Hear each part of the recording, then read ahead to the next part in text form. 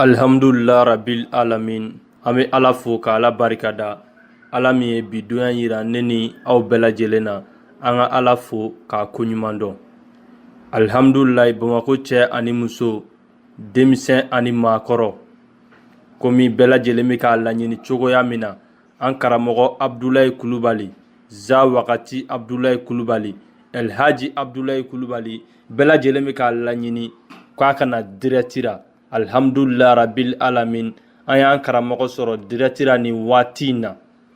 Nin waati in na radio caman sɔgɔlen don ɲɔgɔn na. Bamakɔ cɛ ani muso, denmisɛn ani maakɔrɔ. Yɔrɔjan mɔgɔ fara yɔrɔ surun mɔgɔ kan. Bɛɛ lajɛlen ka se ka bɔ Abdulayi ka direct kalama cogo min na. Radio caman sɔgɔlen don ɲɔgɔn na. Radio Tisan, Moribabugu FM, Radio Gintan. Nin bɛɛ lajɛlen sɔgɔlen don ɲɔgɔn na. Ani Patriote, nin bɛɛ lajɛlen sɔgɔlen don ɲɔgɔn na nin waati in na.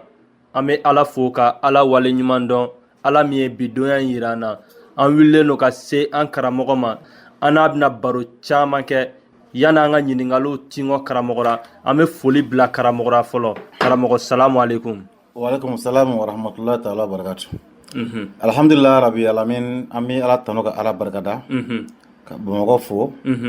Dan tɛ foli min na. Kosɛbɛ. O ka tɔɲɔgɔn n bɛ an baarakɛɲɔgɔn radio fo Bamakɔ yan. An bɔra an bɛ la ka lamɛn diɲɛ fan bɛɛ fɛ sisan. O la an bɛ Gabɔn fo kosɛbɛ. Dan tɛ foli min na. Kosɛbɛ. Dan tɛ foli min na. Kosɛbɛ. Amadu bisimila. Karamɔgɔ halisa an ma fara ɲɔgɔn na. An y'i wele ka na bi radio la. E ka se ka fɛn dɔ walawala i ka client ye cɛ ani muso. E ka se ka fɛn dɔ walawala ye. Karamɔgɔ mun b'i fɛ k'a lase i ka client ma bi? Alhamdulillah Rabbil Alamin. Amadu ye ɲininka o min na o diyara n ye kosɛbɛ. N bɛ i fo n tɛ sɛgɛn i foli la. Dan tɛ foli min na. Amadu kuma caman tɛ Amadu bi Bamakɔ yan. N'o ko i ma n ko dɔn tɛ kuma caman ye. N y'a f'i ye ka se ka adamaden mago dilan fɛn dɔ bɛ f'i k'olu dɔn. A fɔlɔ a k'a sɔrɔ i bɛ jinɛko nasira dɔn. I bɛ dolo nasira dɔn. N y'a f'i ye laturu so 10 ani so wɔɔrɔ a k'a sɔrɔ i b'o dɔn a tiɲɛ kan. A k'a sɔrɔ i bɛ nasirali dɔn o cogo ka ca. N'i t'olu dɔn i tɛ se ka mɔgɔ si mago dilan. O la n y'a f'i ye ko ka baara kɛ a bɛ ɲɛ a tɛ ɲɛ n y'a f'i ye o tɛ tiɲɛ fɛn min kalan n'i y'a dɔn n'i y'a kɛ a bɛ ɲɛ. N y'a f'i ye dɔn tɛ kuma caman ye. Amadu bi ne tun bɛ fɛ an ka téléphone bila Bamakɔ yan nɔ. Bamakɔ k'a dɔn Ablaye baara min kɛ Bamakɔ yan nɔ a ɲɛna wa a ma ɲɛ. N bɛ fɛ k'o dɔn Amadu. N y'a f'i ye ko dɔn tɛ kuma caman ye. An famana ka kuma radio la k'an sigi direct la ka kuma 2018 kɔnɔ n'Ala sɔnna an bɛna téléphone bila Badon ɲɛ Bamakɔ yan nɔ. A k'a dɔn est ce que Ablaye a ye min kɛ Bamakɔ yan nɔ a ɲɛna ou bien n'a ma ɲɛ. N bɛ fɛ k'o dɔn. Mais Amadu n bɛ min fɔ mɔgɔw ɲɛna adamaden n y'a f'i ye jɔn ye jɔn de ye. I y'a faamuya adamaden i adamaden de mais n y'a f'i ye fɔlɔ n'i bɛ kuma i jija i ka fɛn dɔ to i ni Ala cɛ ka kuma. N y'a f'i ye o ye fɛnba de ye adamadenya na. Amadu n bɛ min fɔ mɔgɔw ɲɛna n bɛna téléphone labila yan mais Amadu n bɛ min fɔ mɔgɔw ye ka gɛlɛya n ye min kɛ ni Ala cɛmancɛ k'o fɔ n ye a ɲɛna hali n'a ma ɲɛ a fɔ Ablaye i y'a kɛ a ma ɲɛ. N y'a f'i ye ko jɔn ye jɔn de ye mais Amadu n bɛ min fɔ mɔgɔw ɲɛna ka nkalon tigɛ n ye o bɛ ni Ala cɛ. Est ce que i ye n faamuya i ye min kɛ a ɲɛna ou bien n'a ma parce que Amadu ni mɔgɔ ye wele k'a fɔ Ablaye ye min kɛ n ye a ɲɛna ka sɔrɔ a ma ɲɛ client mun bɛ na i b'o juru min sɔrɔ. Est ce que i ye n faamuya o de la Amadu n bɛ min fɔ mɔgɔ ye kosɛbɛ ka gɛlɛya n ye min kɛ n'a ɲɛ ou bien n'a ma i k'o fɔ n ye ni Ala cɛmancɛ la. Parce que Amadu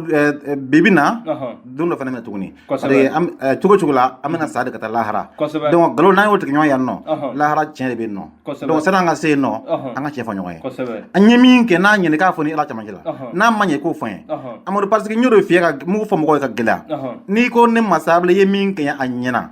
ni mɔgɔw y'o lamɛn u kana ne fɛ n y'a kɛ o ma ɲɛ a ma ɲɛ Amadu i y'u sigi kungo ma o la n bɛ min fɔ mɔgɔ ye n'i ye wele kɔni kɛ i ni Ala cɛmancɛ k'o fɔ n ye Amadu de ka di n ye ka nkalon tigɛ n ye o bɛ ni Ala cɛ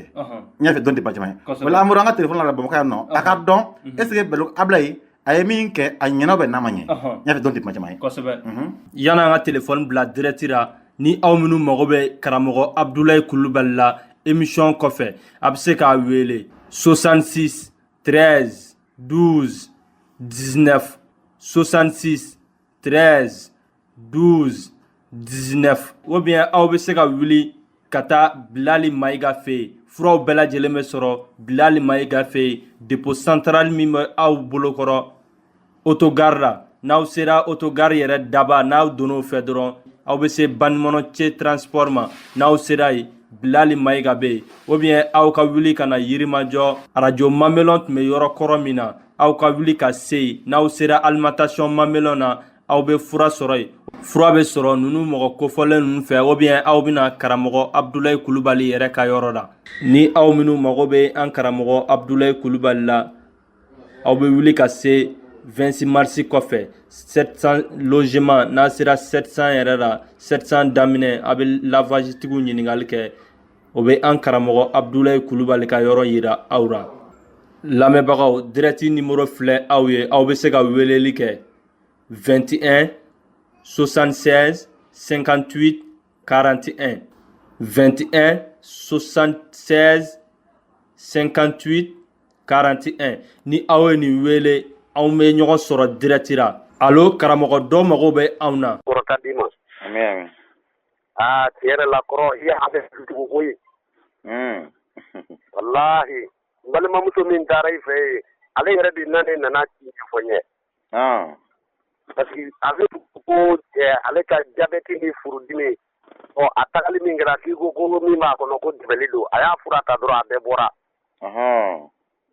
parce que diinɛtigɛ ye maa jugu ala kana i kɛ jugu sago ye fewu Amin. awa i Kulubali Diyara n ye, merci. an lamɛnbagaw an bɛ direct la ni mɔgɔ min bɛ fɛ ka weleli kɛ 21 76 58 41 allo E ko farata min? Libreville y'an kɛ Gabon yan non, Dramé bolo. wala Dramé bolo wala n ka fusara ma kosɛbɛ yɛrɛ O diyara n ye. Awɔ, e bɛ Gabon fan jumɛn fɛ? ne bɛ Gabon Libreville kɔnɔ capitale kɔnɔ kɔni. D'accord, ala ka ɲaga d'a ma, merci. amina yarabi karamɔgɔ ala ka dugawu minɛ aw bɛ se ka don direct la nin waati n'anw bɛ direct la allo Ka ni wuli o kibaru duman wɛrɛ fana bɛ yen bi. I bɛ ka fura bidɔni ima fila di ani furamugu fila. Bidɔni kelen banna. Sɔmɔden na ɲɛ siri to bɛ ka furamugu k'a la. Esi wari wula bɛ na ne ka laada nana. Ka sɔrɔ ka kalo saba n'a fɔ n ka kalo saba bɔ. Awɔ. Nin kɔni kɛra yɔrɔnin kelen ko de ye. Kalo saba ne b'o bɔ ka n girinya ka lafiya yɛrɛ fiyewu. Alhamdulilayi ko Kulubali. o diyara n ye ni kɛnɛyaw sabatira o ɲana ni mɔgɔ min mago b'an na 21 76 58 41 allo Duko la. Jumɛn ko la? Duko la. Dugu la wa? Wala ɲɛnabɔ la quoi. E ye du sɔrɔ? Sɔrɔ. E ye du sɔrɔ? Awɔ ni n ko ye du sɔrɔ wa? O diyara n ye kosɛbɛ. Wala i ka sɛbɛn ko a ɲa a ka sɛbɛn a kan yɛrɛ yɛrɛ de. Ala ka jɔli nɔgɔya. Ami. 21 76 58 41 allo Jumɛn ta? Ne tun ka Zawa Kante Tulu. Bilali fɛ yan. Awɔ Bilali fɛ autogare la bon tiɲɛ na a tun y'a safinɛ dɔ ko fɔ ne ɲɛna mais o yɔrɔ tun ma se ka sɔrɔ ne kun. A ye min dɛmɛ sɔrɔ la wa? Ne k'o de fɔ n ko n taara min ta a ma tɛmɛ tile 9 kan tiɲɛ na n y'a baaraw sɔrɔ parce que ne yɛrɛ ye maçon ye. allo Jumɛn e jumɛn minɛ? N ko min ye cɛfura minɛ i bolo kunun na ma ko kɛ. Cɛ fura awɔ. I y'a kɛ yan. Voilà n bɛra ka jɔyɔrɔ ye dɔɔnin. Ayiwa. Fura continue. An b'a n'Ala sɔnna. I Kulubali. Nba. Ala k'i bolo mɛn baara caman na. Amin. I ma kɛ diɲɛ yɔrɔ o yɔrɔ Ala ka dawula ni se d'i ma. Amina. Hali kɔni i bɛ hakili to a la koyi n'Ala sɔnna. ala ka fari lafiya hali sisan ala ka nɔgɔyaw kɛ ni aw mago b'anw na aw bɛ se ka don 21 76 58 41 allo karamɔgɔ. Somɔgɔw. Baso joona n ko safinɛ kɔgɔ fɔlɔ dugusɛjɛ kibaruya kɛra magasin sɔrɔli ye. Magasin sɔrɔla? Awɔ magasin sɔrɔla Ala barika la. Diyara n ye. Awɔ o kɔni zɛbɛn kɔni ma zɛbɛn to fɔlɔ o kɔni wusuko sabanan kɛra bi ye fana. Ok Ala ka barika don a la. Amina yarabi. karamɔgɔ ko ten ko 20 ye 20 ye siga t'o ra 20 ye 20 ye ne ye 20 kɛ ne ye 19 ye dɔ ye 1 bɔ a la ni magasin sɔrɔla o ɲana ala ka suguw ja dɔ b'an kɔ alo oui allo m'a faamuya n ko kunun taara Bilali ma i ka fɛn ka taa sɛbɛnden ta quoi bi kɔni o kan n taara usine dɔ la fɛngɛ kɔfɛ baramali kɔfɛ yen donc ko sini ko n'an ka sɔnna ko n ka na n bɛna baara daminɛ ok ala ka baraka b'a la amina n ko n'o i wele k'o bonya masegin le kɛ merci ala ka baaraw taa ɲɛ ni aw minnu mago bɛ Bilali Mayiga ka yɔrɔ la a filɛ nin ye Sogonikɔ otogari kɔnɔ n'i donna otogari daba fɛ ka taa ɲɛfɛ dɔɔni i bɛ se Banimɔnɔ cɛ ma ne sera Banimɔnɔ cɛ transport yɛrɛ la Bilali Mayiga ka matilan feereyɔrɔ dabɔlen don ka ɲɛsin Banimɔnɔ cɛ ma n'i sera Bilali fɛ yen i bɛ fɛn fɛn sɔrɔ an karamɔgɔ Abdulayi Kulubali fɛ yen Elhaji Abdulayi fɛ yen i bɛ nin bɛɛ lajɛlen sɔrɔ Bilali ka yɔrɔ la an bɛ direct ra nin waati in na dɔ bɛ dara allo awɔ tiɲɛna sɛbɛn kɔni 2 minutes n taara sɛbɛn ta hali n tɛ se ka hali 5,000 mara ka depuis ne y'a sɛbɛn ta tiɲɛna sisan kɔni alhamdulilayi e bɛ min ne bɛ Sikaso e bɛ Sikaso awɔ donc ne nana Sikaso n taara e nɔfɛ e ye jɔyɔrɔ sɔrɔ sɛbɛn na wala sɛbɛn kɔni ne y'a jɔyɔrɔ sɔrɔ 21 76 58 41 allo e tuma sɛbɛn ta n ka bureau la faransi yan awɔ n tɛ dara sɛbɛn ta ye Lamini Bagayogo bolo awɔ papier sɔrɔla papier kɔni o sɔrɔla ala ko tiɲɛ o kɔni sɔrɔla n y'a ta papier ko mun kama papier ko in ɲɛnabɔra o diyara n ye ni papier ko sabatira o diyara anw ye anw b'i fo k'i waleɲuman dɔn hali sisan ala ka gɛrɛsigɛ lafoni ala ka laɲiniw sabati ala ka tunga ja tungarange bɛɛ lajɛlen na ni aw mago b'anw na aw bɛ se ka weleli kɛ 21 76 58 41 allo a fura jumɛn ta a ye ŋɔnɔ deli dɔ ye safunɛ ni wusulan ni sɛbɛden awɔ n y'o san ka di n den dɔ ma o kɔni o mago ɲa o diyara n ye an karamɔgɔ ko ten ko 20 ye 20 ye siga t'o ra aw bɛ se ka don 21 76 58 41 allo donc Jibril c'est vrai Jibril waaw waay voilà a mɛnna dɔɔnin non an kun i ka saraka to bɔ i ka papier ko la iyo o yɛrɛ de don wallahi a ɲɛnabɔra wallahi ɲɛnabɔra kalo salen le 11 o diyara n ye kosɛbɛ wallahi foli bɛ de wallahi dɔnnibaga ɲɛnamaw de bɛ mɔgɔ tromper dɔnnibaga jugu de bɛ mɔgɔ tromper u tɛ tiɲɛ fɔ mɔgɔw quoi wallahi a diyara n ye o diyara n kosɛbɛ diyara n ye wallahi a bɔra wallahi a diyara n ye ni papier ko sabatira allo Aratula, arose. Bidon ta bana kunu, mbika ko wo bidon ta bana kunu mbika ko di tubil kai ni.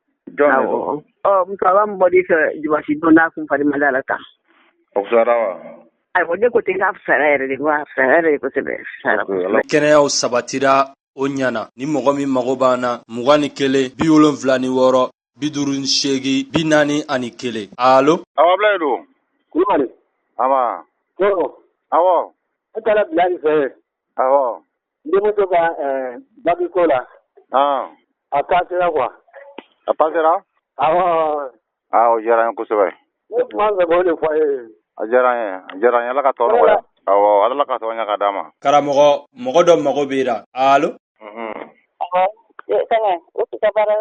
ko ɲɛnabɔra denmisɛnnin ninnu ye cɛ sɔrɔ n k'o diyara n ye kosɛbɛ walahi diyara ne yɛrɛ kosɛbɛ koyi walahi n ko m'i wele barikada kɛ i ye o a diyara n ye walahi allo n ko papier nana Ablaye papier sɔrɔla ayiwa Santan o y'o de di ye Santan Ablaye wallahi kuna sini wa muso ye n wele n taara dɔrɔn a y'a lettre ba fara dɔrɔn Santan Ablaye nama tiga ela la ilaha illallah Muhammad rasulullah. Ay ko fra pana. Awo. Ko fra. Ko fra kai. Awo ya famia. Ablaye na tiga foi. Ya. Basite, nema ga nyina mo. Na, sida na. Nyame. Ne mena mun na ne bolo mata kisa tiki Ablaye. Ala ki me angora ala ka sini kene adi mala kana haram do ance. Ame. Ala ki ka baraka nya ala ka baraka do iko ni nyala. Ame Traore. Yen sutra ala nala kira kambela gele sutra. Ame. Aywa. Ala ka kadi kene adi ma. Ame. Comme America bela gele fa jarang Traore. Okay, kande wala ha. Okay, bye. Me fere mera samuwa Ameriki. Ni la ka samuwa yawo. Oh, wala. Ayo, ane papier solo jarang. Papier ko ngene apa mo ko be afo sambina ni sambisa ba. Oh, ayo pastor. Okay, bye. Over. Ni ala tanu baye anga ala tanu ka wale ɲuman dɔ mɔgɔ min ye san mugan kɛ jamana kɔnɔ a ma papiye sɔrɔ a ye an karamɔgɔ Abdulaye Kulubali wele za wagati Abdulaye kɛ ni ka baara kɛ a ye kɔfɛ papiyew sɔrɔla alhamdulilayi karamɔgɔ an b'i fo k'i wale ɲuman dɔn ala k'i mɛn an kɔrɔ ala ka gɛrɛsɛgɛ ɲuman d'i ma 21 76 58 41 allo Yanare wallahi Brojime ye do de ja ko ma ko finga la ko to bi ja fra awo wala Yanare wallahi nyana wa anyana wa aywa ojarane nya to bi fo siya sabare me ga siya sabana ne ta mi sisa aywa pastor no Yanare wallahi anyana vraiment okay merci wala ngomi wole go fi na anyana wallahi okay hate an badewo ko dugu bilakar salla da wuliye a dogolen tɛ aw la ko Abdulaye Kulubali bɛlɛdugu dangele za wakati morikɛ bamanan waliju ale min tɔgɔ ye kɔbaw tigɛni ka babaw yari ka sababu kɛ a ka dɔnni baara cogo ye a ka laada kumababa dɔ ye waati kɛrɛkɛrɛnlen minnu bɛ san kɔnɔ ani donbaw a bɛ hakilinata ka sɔngɔjigi k'a ka magoɲɛfɛnw na n'o ye promo ye cogo min bɛɛ lajɛlen bɛ se k'a sɔrɔ nɔgɔya ani lafiya la Abdulaye Kulubali ko k'a da aw tulo kan k'a ye sɔngɔjigi belebele boloda a ka magoɲɛfɛnw na n'o ye promo ye ka daminɛ a ka za wakati sɛbɛden mankutu t'ale min na ka sababu kɛ ale tɔgɔ ye kɔbaw ni babaw tigɛ ka tɛmɛ a ka cɛya fura fɛ cogo min ka siyɔrɔ ni furuso mɔnɛ sama ka a bɔ i la ka na a ka denko fura fɛ denko kunpa bɛ muso mun na ka se ka aw ɲɛji cɛ a ka kabako safinɛ min dilanlen don garisɛgɛ ni siriw kama a n'a ka dawula tulu ni ka dɔ fara aw ka dawula ni mandiya kan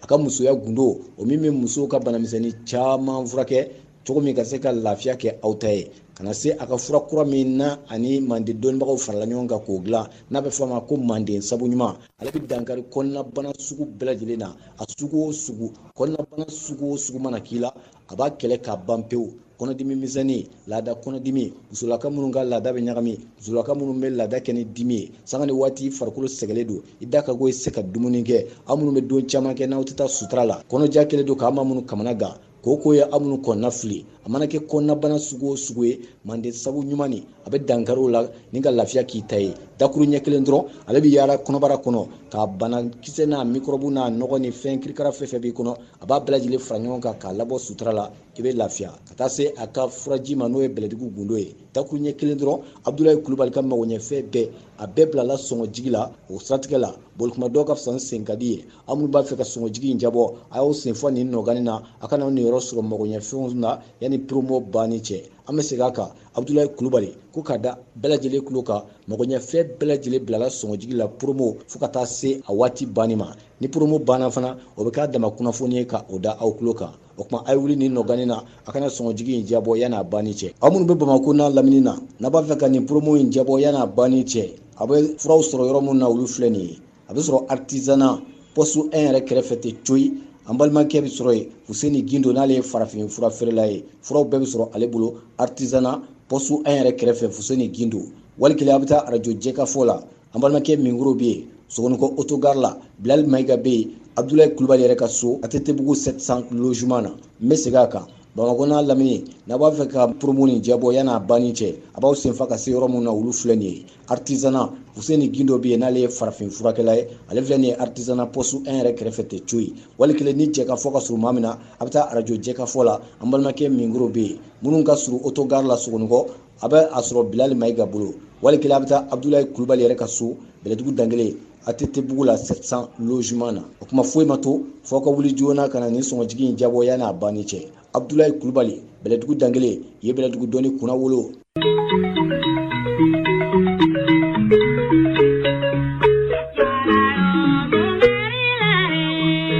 Alhamdulillah rabbil alamin andi kuma caman foyi kɛ na ka da bɛɛ lajɛlen kula ko fara bɛ sɔrɔ yan nɔ bi arjo bɛnkɛna yan nɔ bi sɔrɔ kafe feerela Burama bolo a filɛ bɛnkɛna dayɛlɛ la kafe feerela Burama an b'a ka numéro di mɔgɔ ma donc ka da bɛɛ lajɛlen kula kan Sogonikura n'a lamini bɛɛ fara bɛ sɔrɔ arjo bɛnkɛna yan nɔ bi ni Ala sɔnna ma donc bi sɔrɔ arjo bɛnkɛna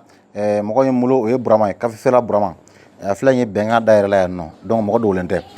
ni mɔgɔ ni sera arjo bɛnkɛna a fɔ Burama dɔrɔn kafe feerela Burama Burama ka numéro filɛ nin ye 76 61 58 83 o ye Burama ka numéro ye a filɛ arjo bɛnkɛna yan nɔ mɔgɔ dogolen tɛ min segin a kan tuguni i bɛ 7 kɛ ka 6 kɛ ka 6 kɛ ka 1 kɛ ka 5 kɛ ka 8 kɛ ka 8 kɛ ka 7 kɛ a bɛ arjo bɛnkɛna yan nɔ fura bɛ sɔrɔ a bolo yan nɔ fura bɛɛ lajɛlen 1000 ani dɔrɔmɛ 1 mande sɔgɔma bi sɔrɔ yan nɔ 1000 ani dɔrɔmɛ 1 k'a fɔ bɛɛ lajɛlen ɲɛna k'a fɔ fura prix 1000 ani dɔrɔmɛ 1 ni nana i b'a sɔrɔ arjo bɛnkɛna nɔ la yan nɔ Burama bolo yan nɔ ni mɔgɔ bɛ an ka fura ninnu na i b'a sɔrɔ arjo bɛnkɛna Burama bolo Burama ka numéro i bɛ 76 kɛ ka 61 kɛ ka 58 kɛ ka 83 kɛ a bɛ sɔrɔ arjo bɛnkɛna nɔ o la an bɛ arjo bɛnkɛna lamɛn bɛɛ lajɛlen fo k'an ka ɲɛmaaba fo n'o ye Ama ye an bɛ Ama fo kosɛbɛ dan tɛ foli min na a n'a ka baarakɛla bɛɛ lajɛlen n bɛ bɛɛ lajɛlen fo dan tɛ foli min na k'a fɔ ko Bɛlɛdugu Ablayi a ka mande sɔgɔma fura a bɛ sɔrɔ arjo so la bi arjo bɛnkɛna yan nɔ n bɛ bɛɛ fo dan tɛ foli min na ni mɔgɔ ye fura la i bɛna arjo bɛnkɛna na i b'a sɔrɔ yan nɔ inshallah assalamu alaikum wa rahmatullahi ta'ala wa barakatuh n bɛ bɛɛ fo dan tɛ foli min na k'a ɲini Ala fɛ Ala ka hɛrɛ kɛ bɛɛ lajɛlen Ala ka bɛɛ kɛ bana kɛnɛ Ala kira kosɔn assalamu alaikum wa rahmatullahi ta'ala wa barakatuh an ka foli b'aw bɛɛ Mali kɔnɔ a kɔ kan lamɛnnikɛla mana kɛ mɔgɔ ma ye lamɛnni sira mana ka sugu o sugu ye a b'an lamɛnna radio kun kan fɛ nin waati la an ka foli ni waleɲuman dɔw bɛ aw bɛɛ lajɛlen kumaso matarafali la nin waati an ni an karamɔgɔ bɛ ɲɔgɔn fɛ Abdulayi Kulubali Bɛlɛdugu Dangele bamanan waliju ale min tɔgɔ taara ka mankutu dan an y'a fɔ a ye sanga ni waati an bɛ to ka sigi ka baro kɛ ko kura minnu mana don a ka ko la n'a ye baara minnu bolo da wali kelen n'a bɛ promo la wali n'a ye yɛlɛma minnu don baara tacogo la wali ni ko kura minnu nana an bɛ sigi k'olu hakikaw tɛntɛn ka kunnafoniw di aw ma ka kɛɲɛ ni baaraw cogoya ye kuma ani karamɔgɔ famana nin waati la an ye welela ka s'a ma pour que an ka baro kɛ ka se ka dɔn ko kura minnu bɛ yan ani lahalaya minnu bɛ yan ani an n'a ka se ka direct kɛ aw ye cogo min an ka se ka faamu caman di aw ma o kuma an bɛna kuma baara d'aw ma a bɛ foli kɛ aw la fɔlɔ n'a ye foli kɛ ɲininkali minnu bɛ yan an bɛ sɔrɔ k'o ɲininkaliw da tulo kan a b'olu jaabi aw ni ne bɛɛ lajɛlen bɛna faamu sɔrɔ n'Ala jɛra n'a ye karamɔgɔ salamu alaikum. wa alaikum salam wa rahmatullahi ta'ala wa barakatuh alhamdulillah rabbil alamin alhamdulillah an bɛ i fo fɔlɔ i ka wulikajɔ ni ka cɛsiri la dan tɛ foli min na k'a daminɛ Sikaso la fɔ Bamakɔ an b'i fo dan tɛ foli min na o kɔfɛ ɲɔgɔn n bɛ lamɛn bɛɛ lajɛlen fo n y'a f'i ye mɔgɔ i mana kɛ cogo o cogo i tɛ se ka fisa fiyewu ni lamɛnbaga ye o la an bɛ lamɛn bɛɛ lajɛlen fo dan tɛ foli min na ka Ala fo ka Ala barikada o kɔfɛ ɲɔgɔn an bɛ sɔrɔ kɛra laban kan dan tɛ sɔli min na o kɔfɛ ɲɔgɔn n dɔgɔma n b'i fo n tɛ sɛgɛn foli la ka taa ka segin o kɔfɛ ɲɔgɔn min fa ni n ba fo Ala ye kɛ olu mun garisɛgɛ n y'a f'i ye an ka baro la a ka ca n ko Ala de bɛ ka dugawu den ni Ala ye mɔgɔ min ka dugawu den o fɛn ba de o la min fa ni n ba fo dan tɛ foli min na o kɔfɛ ɲɔgɔn n bɛ arajo fo an bɛ arajo Liberté baarakɛlaw fo dan tɛ foli min na k'an balimakɛ fo kosɛbɛ n'o ye Batɔɔma Gaku ye an b'a fo a n'a ka technicien cɛkɔrɔba tɔgɔma an b'o fo dan tɛ foli min na ka arajo Liberté baarakɛla bɛɛ lajɛlen fo dan tɛ foli min na o kɔfɛ ɲɔgɔn an bɛ arajo Jɛgɛfɔ baarakɛlaw fo ka taa ka segin k'an yɛrɛ balimakɛ fo fana kosɛbɛ n'o ye Ahmed Jakite an b'a fo dan tɛ foli min na o kɔfɛ ɲɔgɔn an bɛ arajo Oxygène baarakɛlaw fo n tɔgɔma an tɛna bɛɛ tɔgɔ fɔ mais an bɛ Bamakɔ arajo bɛɛ fo ko baden mankan don Bɛlɛdugu Ablayi kɔfɛ ɲɔgɔn n bɛ baarakɛɲɔgɔnw fo dan tɛ foli min na bisimila. ayiwa karamɔgɔ an seri maa ma juguya komi waati bɛɛ a ka d'an ye an n'i ka baro kɛ mais baara caya kama kuma bɛɛ i tɛ sɔrɔ ka baro kɛ kuma an ye kunnafoni dɔw mɛn an nana olu walawalali la an y'a kunnafoni sɔrɔ k'a fɔ ko sisan ye fura kura 2 dilan minnu n'u kɛlen don kabako ye u tɔgɔ bɛ fan bɛɛ fura ninnu b'a ka baarabaw kɛ mali kɔnɔ a ka diya mali kɔ kan o tuma bɛɛ y'i dɔn karamɔgɔya la bɛɛ y'i dɔn moriya la bɛɛ y'i dɔn ni jigitigiw ye ka maaw mago dilan ka kow dilan ka di adamadenw ma sababu ɲumanw sira fɛ nka n b'a fɛ an ka bi baro kɛrɛkɛrɛ kɛnɛya kan parce que fɛn bɛɛ bɛ sigi kɛnɛya de kan o tuma i ye fura kura 2 min dilan jima ni fura dɔɔni n'o ye kɔnɔnabana furaw ye ka kɔnɔnabana bɛɛ furakɛ ka ban pewu a kabako ye a yɛrɛ tabagaw ye minnu b'a ta olu de bɛna kuma mɔgɔw b'a faamuya n b'a fɛ i yɛrɛ k'i da don o fura ninnu na pour que jama ka ta fan dɔ. Alhamdulillah rabbil alamin tɔgɔma ye ɲininka o min na o diyara n kosɛbɛ an b'i fɔ n tɛ sɛgɛn foli la comme i y'a fɔ cogo min na fɛn o fɛn a bɛ sinsin ni kɛnɛya de fɔlɔ i y'a faamuya pour que i ka se k'i ka adamadenya yɛrɛ jabɔ f'a ka sɔrɔ i ka kɛnɛ fɔlɔ donc an y'o de jateminɛw kɛ n tɔgɔma mɔgɔ n'i ye adamaden furakɛ a ka ca ala fɛ i bɛ baraji sɔrɔ a la parce que diɲɛ baara o baara n'i b'a la i b'i lahala ɲini a la i y'a faamuya parce que nin ye waati ko de ye n y'o f'i ye diɲɛlatigɛ ye waati fitinin de ye donc san'o i ka waati ka ban i se ye min ye k'a k'i badenw ye ani silamɛw ye i b'o de kɛ o de la an ye furako ɲɛɲini parce que n tɔgɔ mɔgɔ caman bɛ yen nɔ bi hali ni fɛn tɛ n'i ka kɛnɛ ka sufi hakili la o ka ɲi quoi i y'a faamuya donc an ye jateminɛ kɛ kosɛbɛ kosɛbɛ mɔgɔ min n'o man kɛnɛ o de ka ca i y'a faamuya n'i taara an ka dɔgɔtɔrɔsow la dɔgɔma bɛ kasi i y'a faamuya donc anw fɛ yan nɔ an ka mali kɔnɔ yan furaw bɛ yan nɔ yiriw bɛ yan nɔ n tɔgɔma kabini lawale la dɔgɔtɔrɔso nana an fɛ yan mɛ fɔlɔ an bɛ furakɛ n'an ka furaw de fɔlɔ n'an ka yiriw ye i y'a faamuya yiriw b'an fɛ yan nɔ mun nafa bon kosɛbɛ kosɛbɛ adamaden yɛrɛ ka ko la i y'a mɛn donc an y'o yiri fara ɲɔgɔn kan comme mɔgɔw b'a dɔn cogo min na an wulila ka yala kosɛbɛ an ni mandenkaw ka taa diɲɛ yɔrɔ caman na an ye yiriw ɲini ka fara ɲɔgɔn kan k'a dɔn k'a fɔ nin yiri hakilika ye donc n'i y'a kɛ a bɛ kɛ comme y'a fɔ moriya ye o siman bɛ yen nɔ mais nin fana donc an ye ko ɲini kosɛbɛ kosɛbɛ parce que n y'a fɔ fɛn o fɛn n'i y'o ɲini fɛn o fɛn n'i y'a kalan n'i y'a dɔn n'i y'a kɛ a bɛ ɲɛ bana fana o de ye n'i ye bana fana ɲɛɲini k'a dɔn n tɔgɔma furakɛli o tɛ i kɔnɔ quoi o de la an ye bana caman bɛ yen nɔ a bɛɛ ju ye adamaden kɔnɔbara de ye i y'a faamuya donc an ye kɔnɔbana fɔlɔ in ɲini ka na n'a ye donc mɔgɔ min ye fura in ta o yɛrɛ min fɔ hakili la mɔgɔ bɛna olu lamɛn i y'a faamuya parce que seereya o kɔfɛ ni kaliba ye i y'a faamuya donc min kɛ n y'a f'i ye ne yɛrɛ ka client ka kɛ ne seere ye o de ka di n ye n ka baaraw la i y'a fɔ cogo min na donc nin fura in donc a bɛ ko caman kɛ i y'a faamuya hali denko problème filɛ na k'anw ye denko bana bɛ kungo ye mɔgɔ caman la a bɛ ju kɔnɔbana de cɛya fana m'o cogo la mɔgɔ hakɛ to cɛya bana fana n tɔgɔma a ju ye kɔnɔbana de ye i y'a faamuya bana caman bɛ yen nɔ bi n tɔgɔma b'a muso dɔw bɛ na an fɛ yan nɔ u kɔnɔbara sɛgɛnnen ba dɔ b'a fɔ ko bi k'u bɛ jigin dɔw b'a fɔ bana de b'u la donc mɔgɔ t'a faamuya n'u taara an ka dɔrɔmɔgɔw fɛ yen mun bɛ laturu da u b'a fɔ dɔ ye gɛngɛ de dɛ kɔnɔbara dayɛlɛn don dɛ mais dɔgɔma an b'a sɛgɛsɛgɛ ka sɔrɔ bana de b'i la donc n'i ye fura in di i ma tile 3 n'i yɛrɛ min y'o la o y'o ye donc dɔw bɛ na an b'a fɔ an ka jateminɛ na an y'a ye k'a fɔ i kɔnɔma tɛ a b'u tɔɔrɔ parce que u b'a fɔ ko kɔnɔ gɛngɛn don san 1 fo san 2 donc an b'a lajɛ tiɲɛ yɛrɛ bana de b'i la n'i ye fura d'i ma tile 3 i bɛna fɔ k'a banna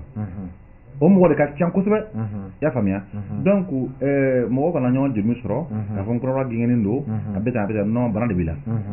n'i nana donc ni min yɛrɛ b'o dɔn n'o fana don fana b'o ɲɛf'i ɲɛna i y'a faamuya donc parce que furakɛli a tɛ taa fana tuma dɔw la f'an ko dɔ sɛgɛsɛgɛ i y'a faamuya donc nin fura in kɔni ni mɔgɔ min y'a ta n t'a fɔ a ta koyi n'i y'a ta ni min don i yɛrɛ b'o dɔn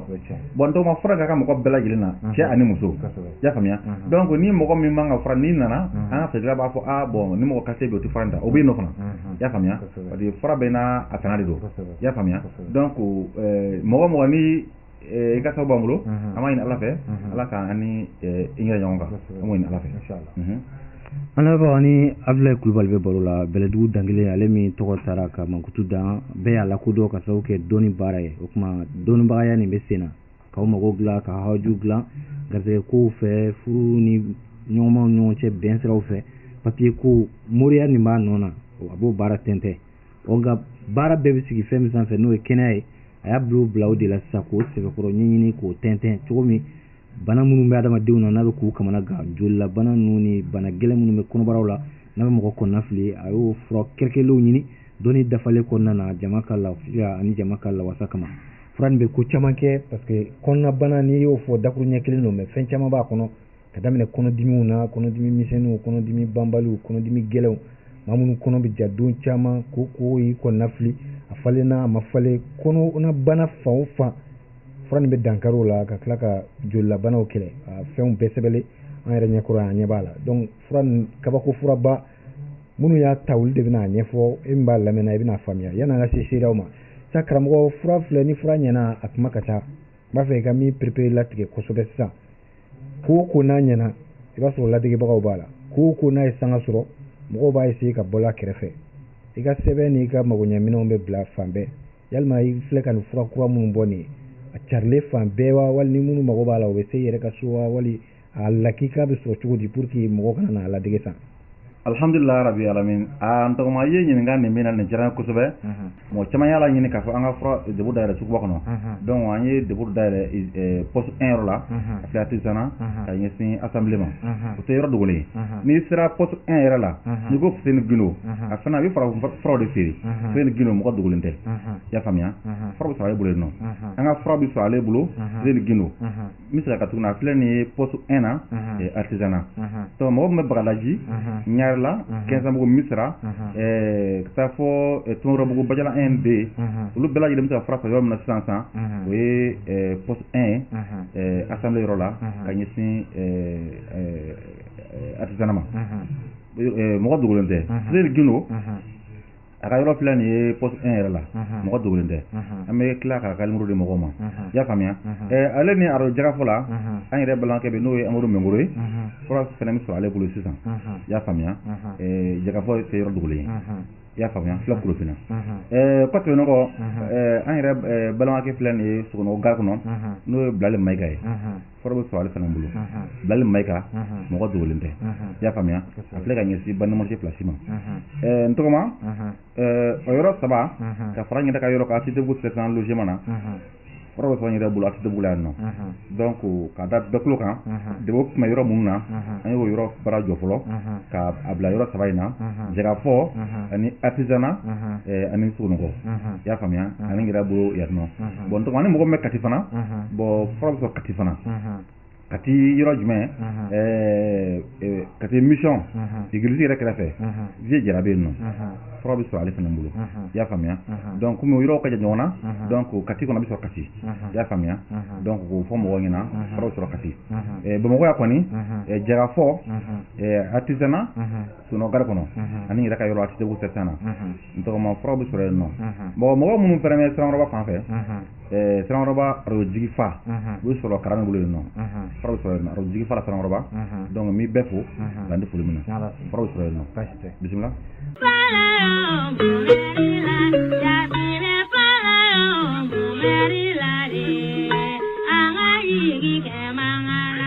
hatɛ ni mɔgɔw ye nin fɔlisen mɛn bɛɛ hakili bɛ jigin maa kelen pe min na ɲɔgɔn fɛ o de ye Abdulayi Kulubali ye Bɛlɛdugu dangele bɛɛ ko a ma ko za wakati morikɛ an badenw ko ni buru bɔra file bɛ to pɔsi kɔnɔna na Abdulayi Kulubali Bɛlɛdugu dangele a ka cɛsiri ni ɲininiw ni jija kɔnɔna na a bɔra bɔcogo kura la ni fura kabakoma nafaman wɛrɛ ye min ni ale kɛlen don ka diɲɛ girin bi ka sababu kɛ a ɲɛ ni a nafa ye a tɔgɔ bɛ fan bɛɛ fura tɔgɔ ye mande sabu ɲuman a bɛ kɔnɔnabanaw kɛlɛ kɔnɔnabana sugu o sugu a y'i kɔnɔna fili cogo o cogo n'i ye fura ni matarafa e ni kɔnɔnabana bɛ fara ka bɔ ɲɔgɔn na pewu ka daminɛ kɔnɔdimi misɛnnin musow ka laada kɔnɔdimi musolaka minnu ka laada bɛ tunu u la ka waati jan kɛ sanga ni waati bɛɛ lajɛlen i farikolo sɛgɛlen don i kolotugudaw b'i dimi e da ka go i tɛ se ka dumuni kɛ aw minnu bɛ don caman ni tile caman kɛ aw tɛ taa sutura la ka sababu kɛ kɔnɔja ye kɔnɔja damatɛmɛ kojugu kɛrɛkɛrɛnyala ko ye aw ma minnu dabali ban ko kɛlen don ka aw minnu kɔnɔna fili n'a ye yɔrɔ bɛɛ boli n'a ma ɲɛ sɔrɔ fura nin ye koko sangalamaci de ye a b'a kisɛ faga k'a ban pewu k'a labɔ sutura la fura nin bɛ yaala kɔnɔbara kɔnɔ ka nɔgɔ ni microbe ni banakisɛ bɛɛ yɔrɔ ɲini k'u faga k'a labɔ sutura la. Kɔnɔbara bɛ fɛgɛya, a bɛ yaala joli la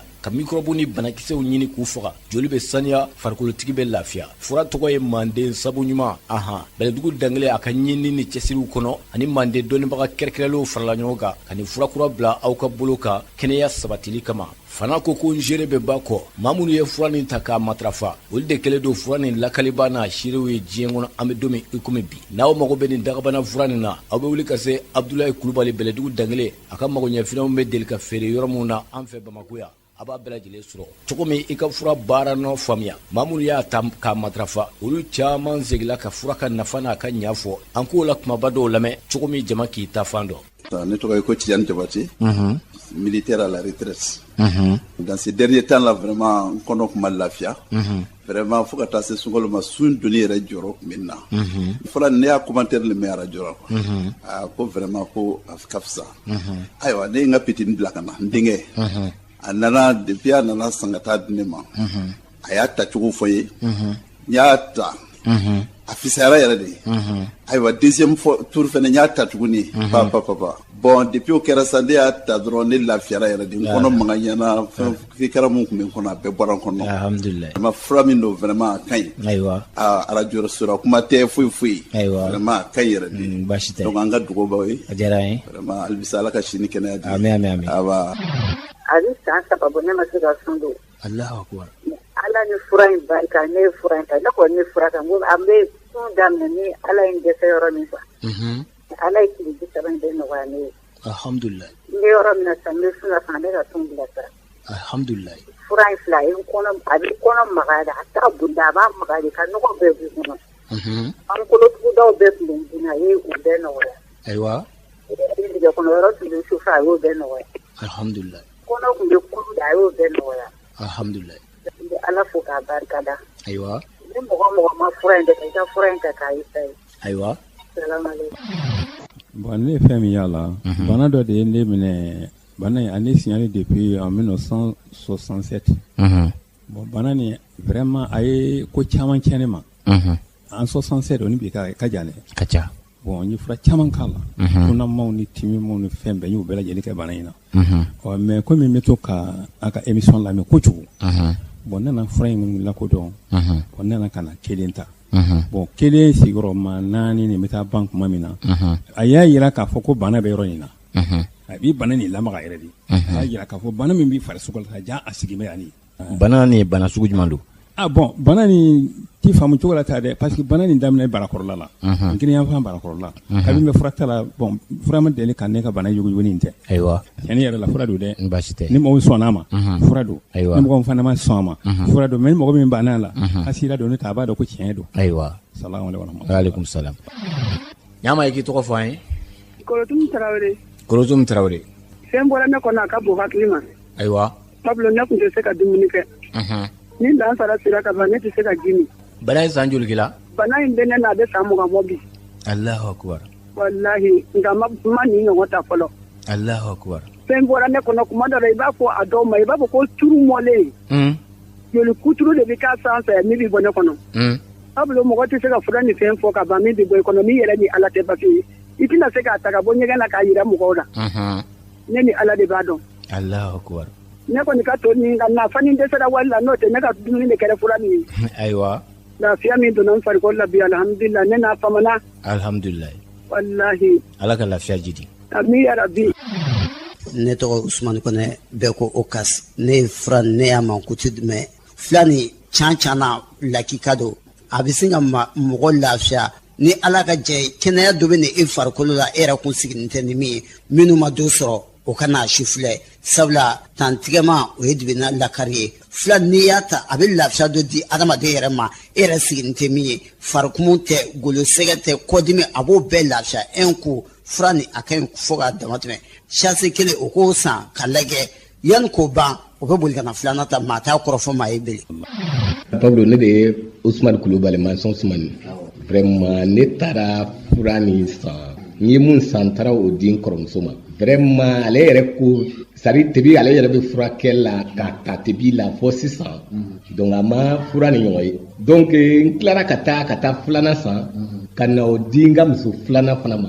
donc kunu yɛrɛ n yɛrɛ ye ale ka tilan kelen ta vraiment Pablo fura de don fura yɛrɛ de don ayiwa gindo wɛrɛ b'a la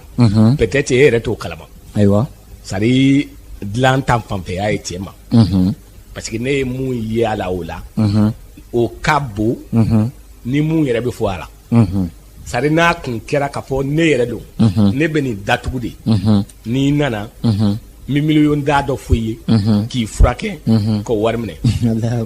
mais m'a lɔ fana hali ni sigira kulu sanfɛ ni fura nin ye mɔgɔ b'i sɔrɔ yen kosɛbɛ sigara foyi t'o la ayiwa alhamdulilayi kuma kun bɛ n bolo k'a fɔ i ɲɛna o de ye ne ye bon ne tɔgɔ ye Saka Berté Saka Berté ne ye san 11 filɛ bana na n dala nin ji bɛ bɔ n da kɔnɔ ka dilan maraka dilan bɛ maraka n kɔnɔbara fana bɛ tɔ bon dimi bɛ kɛ na bon n tɛ dimi dimi ni mɔgɔ i b'a fɔ ko mɔgɔ le i b'a fɔ ko fɛn ɲɛnama le don quoi waati dɔ a bɛ sin dɔrɔn ka bila n'a doli la dɔrɔn i bɛ sanfɛ wa i bɛ duguma i t'a dɔn bilen n bɛ nɛnɛ kiri sama ni fanga ye n bɛ tila k'a bila ni fanga ye fura ni k'a ta a t'i kɔnɔ a t'a boli i yɛrɛ le hakili bɛ kuma i fɛ i bɛ baara in to yen dɔw i bɛ t'i yɛrɛ lafiya i bɛ tila ka na continuer i ka baara la tiɲɛ yɛrɛ la ala ko tiɲɛ n sere ni ala kira ye ani e ko n m'a ɲɛfɔ e mun fana ɲɛnɛ ne ka mun don n ka bana na ala ye sera a ka ca ni 5 miliyɔn walahi Allahu akbar walahi a ka ca n'a ye Allahu akbar n sere ala le ye quoi ne sere ala de mɔgɔ tɛ k'i tɔgɔ ne tɔgɔ ye Saka Berté Saka Berté oui d'accord Berté an b'a ne tɔgɔ ye Bakari Jara ka bɔ Kilela mara la n ka dugu yɛrɛ ye Siyandi vraiment farinya kun bɛ n na dɔw ko don kɔnɔ ne ko la dɔw ko janfan ko ne kɔnɔ bana de bɛ ne la koko bana de bɛ ne la ne kɔnɔbara nin bɛɛ kun ye fasajugu ye ka jigin ni ye ne ye n pasala kojugu vraiment fura in a nafa tɛ se ka fɔ ka ban quoi n bɛ yɛlɛ don min n bɛ dɛsɛ ka yɛlɛ tribune na mais bi alhamdulilayi n bɛ yɛlɛ foyi tɛ n b'a la tanto k'a barikada aw ni ce aw ka baara la ala k'aw sutura aw ka baara la quoi ala k'aw sutura aw ka baara la donc n'i y'a faamu koko de tun bɛ k'i sɛgɛn vraiment koko de tun bɛ ka dɛsɛ n ye fura in ta dɔrɔn n fari bɛɛ de fɛ ka yɛlɛ n bɛ sunɔgɔ fana n sago n bɛ dumuni kɛ foyi tɛ mais fɔlɔ ne tun ye dumuni fitinin dɔrɔn a bɛ n kɔnɔ giriya a ta ko fɔlɔ yɛrɛ min ye ne ye vraiment alhamdulilayi bi n nana den 4 de ta awɔ fura in ka ɲi a ka ɲi ka tila ka fɔ a kɛ ni u b'a san u k'a san fura don a fɔ ko namara de bɛ fura in na namara t'a la wa farafin fura gɛrɛ de don ka taa salon na ka na bila an bɛ don min kama bi lafiya bɛ ne farikolo la ɲin na n bɛ ala ka to ka barikada ala ni fura in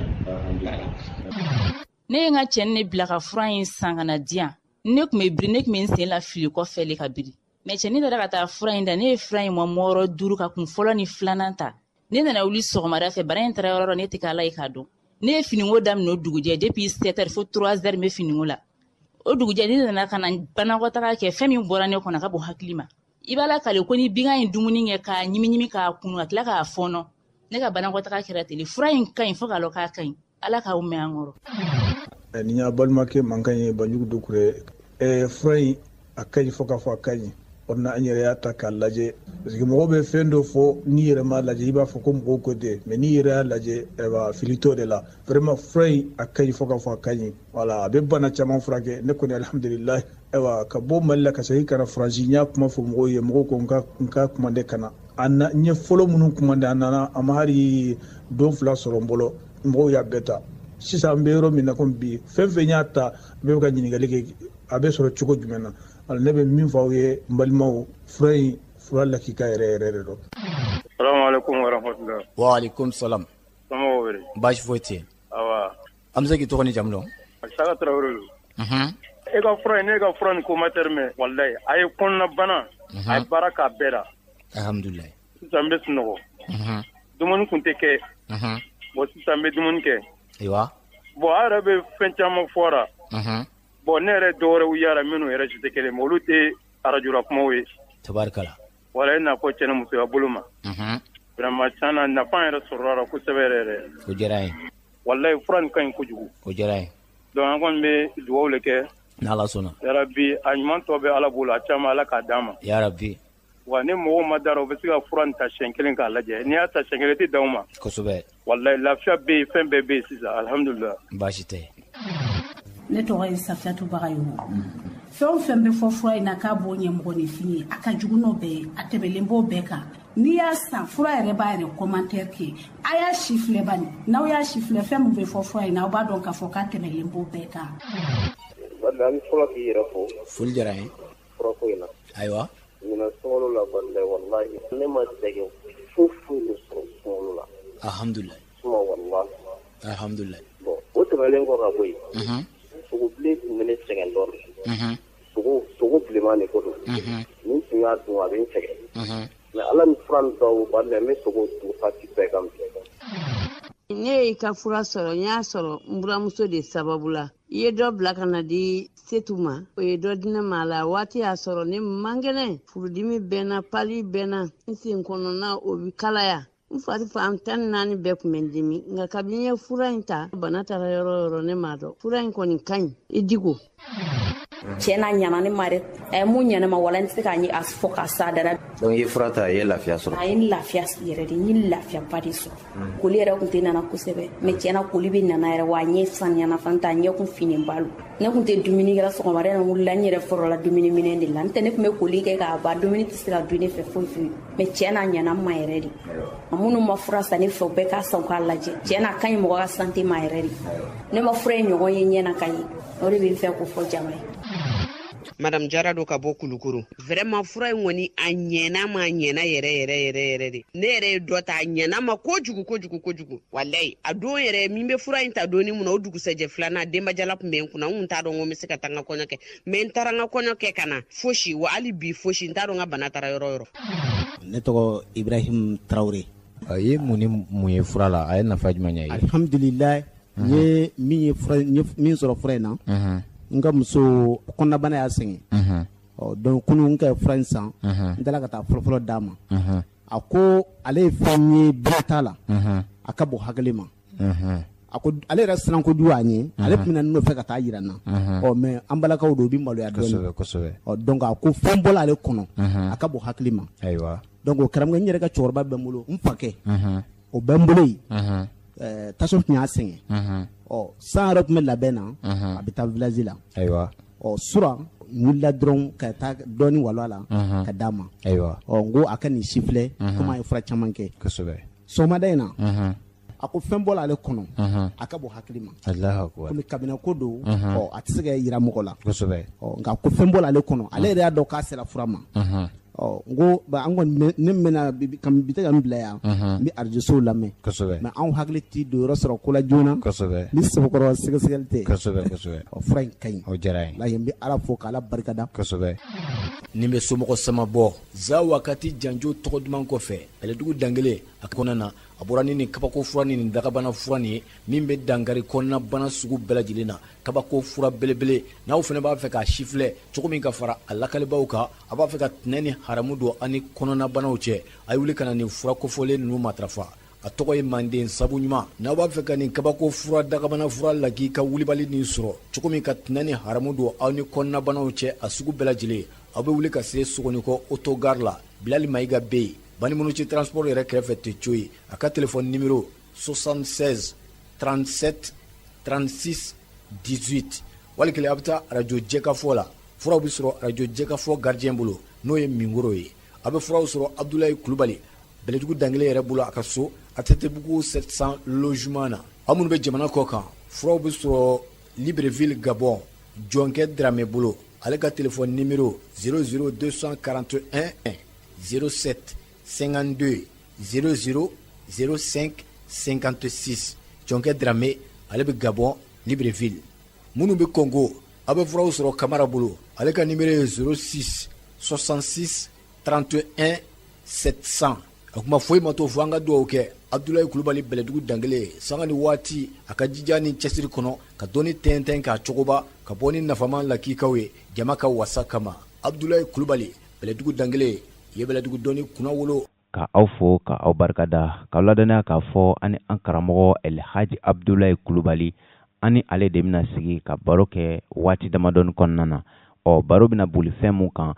ɲinan san 2020 an bɛna baro kɛ fɛn mun kan o de bɛ tali kɛ mɔgɔ caman tun ye laɲini kɛ u y'a laɲini k'a fɔ fɛn min kɔni ye dépôt olu ka dayɛlɛ ka caya cogoya min na magoɲɛfɛnw u sɔrɔ yɔrɔw bɛ se ka surunya an limanaw la cogoya mun na o tuma ka kɛɲɛ ni ɲinan sunkaloba in o hukumu kɔnɔna ye an karamɔgɔ an bɛna ɲininka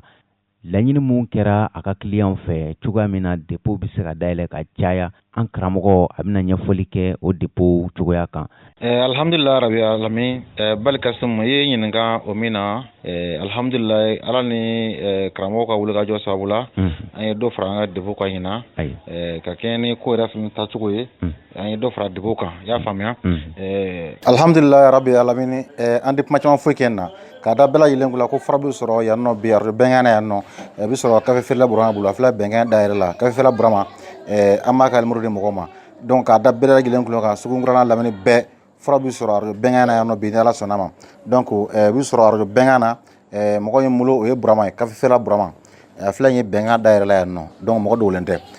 ni mɔgɔ ni sera bɛnkɛn na a fɔ Burama dɔrɔn kafe feerela Burama Burama ka numéro filɛ nin ye 76 61 58 83 o ye Burama ka numéro ye a filɛ arajo bɛnkɛn na yan nɔ mɔgɔ dogolen tɛ min se ka tuguni i bɛ 7 kɛ ka 6 kɛ ka 6 kɛ ka 1 kɛ ka 5 kɛ ka 8 kɛ ka 8 kɛ ka 7 kɛ a bɛ arajo bɛnkɛn na yan nɔ fura bɛ sɔrɔ a bolo yan nɔ fura bɛɛ lajɛlen 1000 ani dɔrɔmɛ 1 mande sɔgɔma bɛ sɔrɔ yan nɔ 1000 ani dɔrɔmɛ 1 k'a fɔ bɛɛ lajɛlen ɲɛna k'a fɔ fura prix 1000 ani dɔrɔmɛ 1 ni nana i b'a sɔrɔ arajo bɛnkɛn nɔ la yan nɔ Burama bolo yan nɔ ni mɔgɔ bɛ an ka fura ninnu na i b'a sɔrɔ arajo bɛnkɛn na Burama bolo Burama ka numéro i bɛ 76 kɛ ka 61 kɛ ka 58 kɛ ka 83 kɛ a bɛ sɔrɔ arajo bɛnkɛn na nɔ o la an bɛ arajo bɛnkɛn lamɛn bɛɛ lajɛlen fo k'an ka ɲɛmaaba fo n'o ye Ama ye an bɛ Ama fo kosɛbɛ dan tɛ foli min na a n'a ka baarakɛla bɛɛ lajɛlen min bɛɛ lajɛlen fo dan tɛ foli min na k'a fɔ ko Bɛlɛdugu Ablaye a ka mande sɔgɔma fura i bɛ sɔrɔ arajo so la bi arajo bɛnkɛn na yan nɔ min bɛɛ fo dan tɛ foli min na ni mɔgɔ ye fura la i bɛ arajo bɛnkɛn na i b'a sɔrɔ yan nɔ inshallah assalamu alaikum wa rahmatullahi ta'ala wa barakatuh min bɛɛ fo dan tɛ foli min na k'a ɲini Ala fɛ Ala ka hɛrɛ kɛ bɛɛ lajɛlen Ala ka bɛɛ kɛ bana kɛnɛ Ala kira kosɔn assalamu alaikum wa rahmatullahi ta'ala wa barakatuh mɔgɔ mun fana bɛ 15 mugu olu bɛ fura sɔrɔ Fuseni Ginu bolo Fuseni Ginu a filɛ ye pharmacie comment on appelle poste 1 kɛrɛfɛ poste 1 yɔrɔ dɔ dogolen tɛ kosɛbɛ n'i sera yen nɔ i bɛ fura bɛɛ sɔrɔ ale bolo fana Fuseni Ginu ka numéro fana an b'o di mɔgɔ min bɛ suguba kɔnɔna na i bɛ Fuseni wele Fuseni ka numéro 78 75 04 83 i y'a faamuya n bɛ segin a kan tuguni 78 75 04 83 o ye Fuseni Ginu ka numéro ye a bɛ artisanat mɔgɔ dogolen tɛ poste 1 n'i sera yen dɔrɔn i b'a wele i b'a ɲininka dɔrɔn o ye fura feere kɛ i y'an ka fura bɛɛ sɔrɔ a bolo fana ani arajo jɛgɛfo la arajo jɛgɛfo la ni mɔgɔ min bɛ jɛgɛfo yɔrɔ dɔn u bɛ taa yen nɔ u b'an ka fura fana sɔrɔ yen nɔ i y'a faamuya o kɔ tɛmɛnen kɔ mɔgɔ min bɛ Samɛ yan fan in fɛ Samɛ an ka fura sɔrɔ Samɛ fana o la n bɛ Samɛ dugutigi bɛɛ lajɛlen fo dan tɛ foli min na fura bɛ sɔrɔ Samɛ fana n'i y'a sɔnna a ma o bɛ sɔrɔ yɔrɔ min na fana o ye Biyaka misiri ye Biyaka misiri n balimakɛ bɛ yen nɔ n'o ye karamɔgɔ ye a tɔgɔ ye Segu ye mɔgɔ b'a lo karamɔgɔ parce que a bɛ se ka mɔgɔw kalan a bɛ seli Biyaka misiri fana na mɔgɔ dogolen tɛ a bɛ furaw feere yen nɔ fana farafin furaw a b'o feere Biyaka misiri kɛrɛfɛ a ka yɔrɔ bɛ yen nɔ Biyaka misiri o tɛ yɔrɔ dogolen ye filɛ nin ye Samɛ i y'a faamuya kɔda fan fɛ mɔgɔ dogolen tɛ i y'a faamuya i bɛ mɔgɔ fura fɛn fɛn na i b'o fura fana sɔrɔ ale bolo yen nɔ an ka za wagati sɛbɛn ani an ka certificat sanfɛ ani tulu an ka fura bɛɛ bɛ sɔrɔ yen nɔ fana i y'a faamuya a bɛɛ bɛ sɔrɔ yen nɔ ale bolo yen nɔ n'Ala sɔnna ma an bɛ tila tun ka ale ka numéro di mɔgɔw ma fura kɔni bɛ sɔrɔ a bolo inshallah i y'a faamuya donc k'a da bɛɛ lajɛlen tulo kan k'a fɔ fura bɛ sɔrɔ yɔrɔ min na bi Bamakɔ yan nɔ o ye nin yɔrɔ ninnu ye ani arajo jagafɔ la ani Sogonikɔ autogare kɔnɔna na Sogonikɔ autogare la Bilali Mayiga bɛ yen ka ɲɛsin Banimɔnicɛ place ma fura bɛ sɔrɔ yen nɔ donc an bɛna karamɔgɔ ka numéro di min bɛ Samɛ mɔgɔ kɔni bɛ Samɛ k'a daminɛ Kululuni kɔ la Abilɛbugu Kadaribugu olu mɔgɔ bɛɛ commune 3 bɛɛ lajɛlen olu bɛ se ka numéro in wele o 60 54 08 90 n bɛ segin a kan tuguni 60 54 08 90 o la bi wɔɔrɔ kɛ ka fu kɛ ka duuru kɛ ka naani kɛ ka fu kɛ ka segin kɛ ka kɔnɔntɔn kɛ ka fu kɛ i y'a faamuya a tigi tɔgɔ ko karamɔgɔ a bɛ biaka misiri la mɔgɔ dogolen tɛ samɛ bɛɛ lajɛlen u bɛ fura sɔrɔ ale bolo ka daminɛ communitora bɛɛ u se ka fura ta yen nɔ tɔmɔrɔbulamɔgɔw u bɛ taa yen nɔ biaka misiri da la u b'a fɔ ko karamɔgɔ a bɛ fura feere kɛ i b'an ka fura bɛɛ sɔrɔ a bolo yen nɔ an ka mande sɔnɲɔ bɛ sɔrɔ a bolo kɔnɔbana fura bɛ sɔrɔ a bolo cɛya fura bɛ sɔrɔ a bolo a bɛɛ bɛ sɔrɔ a bolo yen nɔ i y'a faamuya donc n bɛ Bamakɔ bɛɛ lajɛlen fo dan tɛ foli min na ka